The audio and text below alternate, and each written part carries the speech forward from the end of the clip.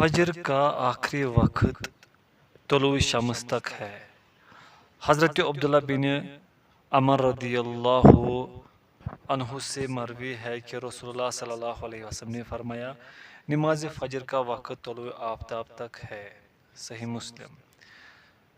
جو شخص سو گیا یا نماز پڑھنا بھول گیا تو اس کی نماز کا وقت وہی ہے جب اسے یاد آ جائے۔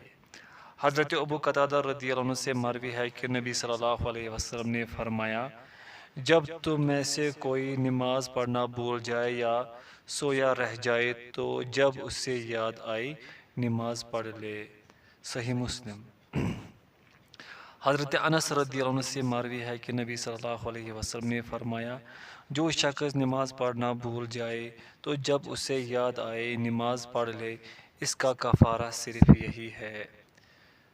مسند احمد۔ حضرت ابو ہریرہ رضی اللہ عنہ سے مروی ہے کہ نبی صلی اللہ علیہ وسلم نے فرمایا، جسے نماز پڑھنا بھول جائے تو جب اسے یاد آئے نماز پڑھ لے، کیونکہ اللہ تعالیٰ نے فرمایا ہے کہ اقم الصلاۃ لذکری، نماز اس وقت ادا کرو جب میری یاد آئے۔ سورہ طٰہٰ آیت نمبر 14۔ صحیح مسلم۔ ان احادیث کے مفہوم مخالف سے معلوم ہوتا ہے کہ جان بوجھ کر نماز چھوڑنے والا شخص قضائی نہیں دے گا، کیونکہ یہ بات اصول میں مسلم ہے کہ شرط کا نہ ہونا مشروط کے نہ ہونے کو لازم ہے۔ اس سے یہ لازم آتا ہے کہ جو شخص بھولا نہیں وہ بطور قضا نماز نہیں پڑھے گا۔ امام ابن حزم رحمہ اللہ نے یہی موقف اختیار کیا ہے۔ اس سے یہ بھی معلوم ہوا کہ سونے والے یا بھول جانے والے شخص کو جب یاد آئے اسے فوراً بلا تاخیر نماز ادا کر لینی چاہیے، کیونکہ اس وقت ادا وہی ہے۔ نیز یہ بھی پتہ چلتا ہے کہ ان دونوں حالتوں میں انسان مکلف نہیں ہوتا، جیسے کہ اجماع سے بھی یہ بات ثابت ہے۔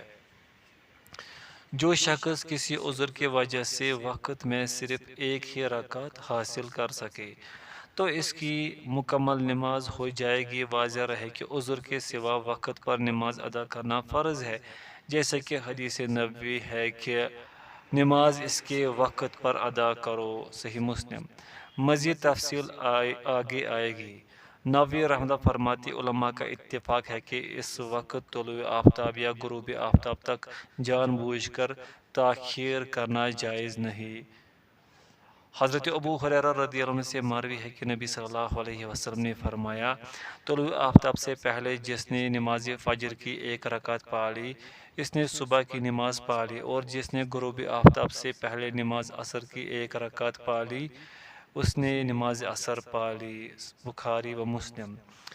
حضرت عائشہ رضی اللہ عنہا سے مروی ہے کہ رسول اللہ صلی اللہ علیہ وسلم نے فرمایا، جس شخص نے غروب آفتاب سے پہلے نماز عصر کی ایک رکعت، یہاں سجدے سے مراد رکعت ہے، پڑھ لی یا طلوع آفتاب سے پہلے نماز فجر کی ایک رکعت پڑھ لی تو اس نے اسے یعنی نماز عصر یا نماز فجر کو پڑھ لیا۔ مسند احمد، مسلم وغیرہ۔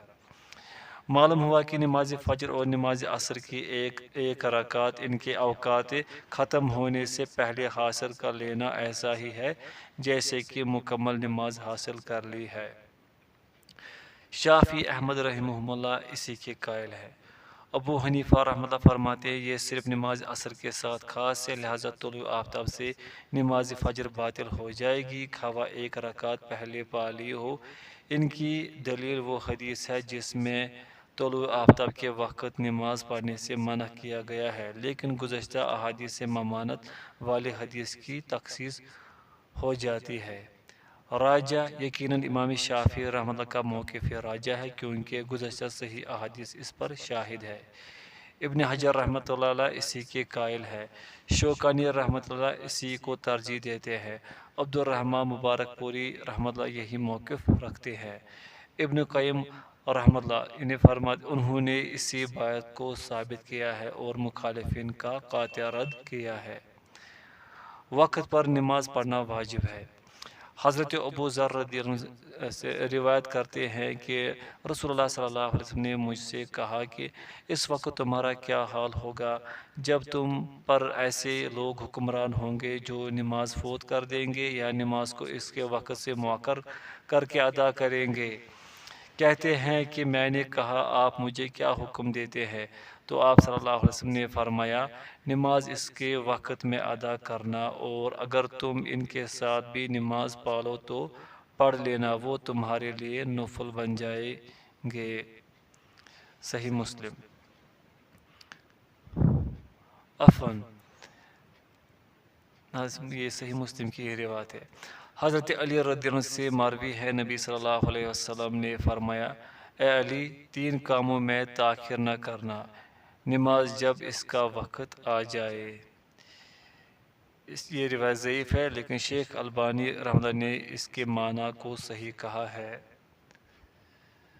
حضرت انس رضی اللہ عنہ سے مروی ہے کہ رسول اللہ صلی اللہ علیہ وسلم نے فرمایا یہ منافق کی نماز ہے، وہ بیٹھا رہتا ہے، سورج کا انتظار کرتا ہے، جب سورج زرد ہو جاتا ہے اور شیطان کے سر کے دونوں کناروں کے درمیان ہوتا ہے تو منافق نماز کے لیے کھڑا ہوتا ہے اور جلدی جلدی 4 رکعت ادا کرتا ہے، ان میں بہت ہی کم اللہ کا ذکر کرتا ہے۔ یہ روایت صحیح ہے، ابو داؤد وغیرہ۔ یہ تمام دلائل اس بات کا واضح ثبوت ہیں کہ نماز کو اس کے ابتدائی وقت پر ہی پڑھنا لازم و افضل ہے۔ البتہ نماز عشاء کو تاخیر سے پڑھنا افضل ہے کیونکہ آپ صلی اللہ علیہ وسلم نے یہی پسند فرمایا ہے، اور اسی طرح سخت گرمی میں ظہر کو بھی کچھ تاخیر سے پڑھنا بہتر ہے، لیکن بلا وجہ نمازوں کو ان کے اوقات سے مؤخر کر کے پڑھنا بالاتفاق ناجائز ہے۔ کسی عذر کی وجہ سے نمازوں کو جمع کرنا جائز ہے۔ حضرت انس رضی اللہ عنہ سے مروی ہے کہ اگر سورج ڈالنے سے پہلے نبی صلی اللہ علیہ وسلم سفر کے لیے روانہ ہوتے تو ظہر کو عصر کے وقت تک مؤخر کر لیتے، پھر انہیں جمع کر کے پڑھ لیتے، اور اگر سورج ڈل گیا ہوتا تو ظہر کی نماز پڑھتے پھر سوار ہوتے۔ بخاری و مسلم۔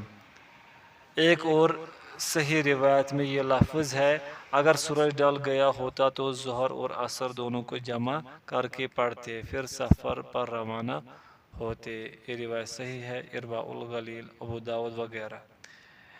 رسول اللہ صلی اللہ علیہ وسلم نے بغیر کسی عذر کے بھی نمازوں کو جمع کیا ہے۔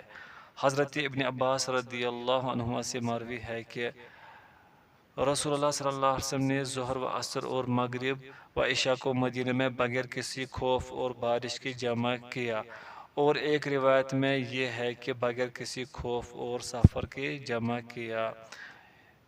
یہ روایت معطا میں ہے وغیرہ۔ یہاں یہ بات یاد رہے کہ نمازوں کو جمع کرنے کی 2 صورتیں ہیں۔ پہلی، ایک نماز کو دوسری نماز کے وقت میں اس طرح ادا کرنا کہ ابھی صرف ایک نماز کا وقت ہو، دوسری کا نہ ہو، مثلا عصر کو ظہر کے ساتھ اس کے ابتدائی وقت میں پڑھ لینا۔ یہ جمع صرف مسافر کے لیے جائز ہے۔ دوسری، پہلی نماز کو مؤخر کر کے آخری وقت میں اور دوسری کو جلدی کر کے پہلے وقت میں پڑھ لینا۔ اس طرح بظاہر دونوں نمازیں جمع بھی ہو جائیں گی اور فی الحقیقت اپنے اپنے وقتوں میں ادا ہوں گی۔ اس جمع کو جمع سوری کہتے ہیں، اور جس روایت میں بغیر کسی عذر کی نمازوں کو جمع کرنے کا ذکر ہے اس سے یہی جمع مراد ہے، جیسے کہ حضرت ابن عباس رضی اللہ عنہما سے مروی ہے کہ میں نے رسول اللہ صلی اللہ علیہ وسلم کے ساتھ ظہر و عصر کی نماز اکٹھی ادا کی اور مغرب و عشاء کی نماز اکٹھی ادا کی، وہ اس طرح کہ آپ صلی اللہ علیہ وسلم نے ظہر کو مؤخر کر دیا اور عصر کو جلدی پڑھ لیا، اور مغرب کو مؤخر کر دیا اور عشاء کو جلدی پڑھ لیا۔ صحیح مسلم۔ شوکانی رحمۃ اللہ اسی کے قائل ہے۔ عبد الرحمن مبارک پوری رحمۃ اللہ اسی کو ترجیح دیتے ہیں۔ دوران بارش اور حالت مرض میں بعض علماء نے مسافر کی طرح نماز جمع کرنے کی اجازت دی ہے، مثلا امام احمد، امام شافعی، اور امام اسحاق رحمہم اللہ اجمعین وغیرہ۔ تاہم امام شافعی رحمہ اللہ کے مشہور قول کے مطابق مریض کے لیے نماز جمع کرنے کی ممانعت منقول ہے۔ راجہ دوران بارش یا حالت مرض میں مسافر کی طرح یعنی ایک وقت میں نماز جمع کرنا درست نہیں، کیونکہ اگر ایسا ہوتا تو نبی صلی اللہ علیہ وسلم بیماری کی حالت میں نماز جمع فرماتے اور دوسرے مریض صحابہ کو بھی اس کی تلقین کرتے، حالانکہ ایسا کچھ منقول نہیں۔ البتہ جمع سوری اپنے اپنے وقت میں نمازیں پڑھنے کا جواز بہرحال موجود ہے۔ احناف کہتے ہیں سفر میں بھی نمازیں جمع کرنا جائز نہیں۔ ان کی دلیل ضعیف روایت ہے جو کہ قابل حجت نہیں۔ تیمم کرنے والا اور جس کی نماز یا طہارت میں کوئی کمی رہ گئی ہو۔ نماز میں کمی مثلاً بیماری کی وجہ سے نماز کے مکمل ارکان ادا نہ کر سکتا ہو، اور طہارت میں کمی سے مراد یہ ہے کہ ایسا شخص جس کے اعضاء وضو میں سے بعض کو زخم یا کسی اور عذر کی وجہ سے دھونا محال ہو، یعنی ناممکن۔ یہ دونوں بھی دیگر لوگوں کی طرح بغیر کسی تاخیر کے نماز ادا کرے۔ جن لوگوں نے ایسے معذور حضرات کے لیے نماز کو تاخیر سے پڑھنا لازم قرار دیا ہے، ان کی یہ رائے خطا پر مبنی ہے اور ان کا یہ قول نقل و عقل کے خلاف ہے۔ اگر ہم کتاب و سنت کا عمیق مطالعہ کریں تو معلوم ہوتا ہے کہ صحابہ میں سے کوئی بھی ایسا نہیں ہے جو ایسے اعذار میں نماز کو اس کے مقررہ وقت سے لیٹ کر کے پڑھتا ہو جائے کہ اسے واجب کہا جائے یا اضطراری وقت تک تاخیر کو لازم قرار دیا جائے، بلکہ اگر نماز کا وقت آنے پر پانی موجود نہ ہو تو تیمم کو مشروع کیا گیا ہے، اور اسی طرح جو کسی بیماری کی وجہ سے طہارت یا نماز کو مکمل طور پر ادا نہ کر سکتا ہو تو نماز کا وقت آنے پر اس کے لیے جس قدر ممکن ہو سکے نماز پڑھنا جائز ہے، اور یہی اس سے مطلوب ہے اور اس پر واجب ہے۔ اور اگر ایسے شخص پر تاخیر واجب ہوتی تو شارع علیہ السلام اسے بیان فرما دیتی، حالانکہ ایسا کچھ منقول نہیں۔ حاصل کلام یہی ہے کہ ایام نبوت میں ایسی کوئی بات نہیں سنی گئی، حالانکہ ان میں بھی لوگ مریض ہوتے تھے، اور بعض کو آپ صلی اللہ علیہ وسلم نے فرمایا کھڑے ہو کر نماز پڑھو، اگر اس کی استطاعت نہیں رکھتے تو بیٹھ کر، اور اگر اس کی بھی استطاعت نہیں ہے تو پہلو کے بل پڑھ لو، بخاری۔ لیکن ایسی کوئی بات معروف نہیں ہے کہ آپ صلی اللہ علیہ وسلم نے ان میں سے کسی ایک کو بھی نماز وقت سے مؤخر کر کے پڑھنے کا حکم دیا ہو، اور نہ ہی ایسا کوئی ایک حرف بھی کتاب و سنت میں منقول ہے۔ اور اسی طرح آپ صلی اللہ علیہ وسلم کی وفات کے بعد عصر صحابہ، عصر تابعین اور عصر تبع تابعین میں بھی ایسی کوئی بات معروف و مشہور نہیں ہوئی، اور نہ ہی ائمہ اربعہ میں سے کسی ایک نے بھی ایسی کوئی بات کی ہے۔ اس طرح کے عجیب مسائل و آراء کے ساتھ ہماری اس زمین کے باشندے ہی خاص ہیں۔ نماز کے مکروہ اوقات۔ حضرت عقبہ بن عامر رضی اللہ عنہ سے مروی ہے کہ 3 اوقات ایسے ہیں جن میں نماز پڑھنے اور میت کی تدفین سے رسول اللہ صلی اللہ علیہ وسلم ہمیں منع فرمایا کرتے تھے: جب آفتاب طلوع ہو رہا ہو حتیٰ کہ بلند ہو جائے، جب سورج نصف آسمان پر ہوتا تا وقت وہ ڈل جائے، اور جس وقت سورج غروب ہونا شروع ہو جائے۔ حضرت ابو سعید خدری رضی اللہ عنہ سے مروی ہے کہ میں نے رسول اللہ صلی اللہ علیہ وسلم کو فرماتے ہوئے سنا ہے کہ صبح کی نماز ادا کر لینے کے بعد طلوع آفتاب تک کوئی نماز جائز نہیں، اور اسی طرح نماز عصر ادا کر لینے کے بعد غروب آفتاب تک کوئی دوسری نماز جائز نہیں، بخاری و مسلم۔ حضرت ابن مسعود رضی اللہ عنہ فرماتے ہیں کہ ہمیں طلوع آفتاب کے وقت، غروب آفتاب کے وقت اور آدھے دن کو نماز پڑھنے سے روکا جاتا تھا۔ نصف نہار نماز کی کراہت سے نماز جمعہ مستثنی ہے، جیسے کہ حضرت ابو قتادہ رضی اللہ عنہ سے مروی ہے کہ آپ صلی اللہ علیہ وسلم نے آدھے دن کے وقت جمعہ کے دن کے سوا نماز پڑھنا ناپسند کیا ہے۔ یہ روایت ضعیف ہے۔ ابو داود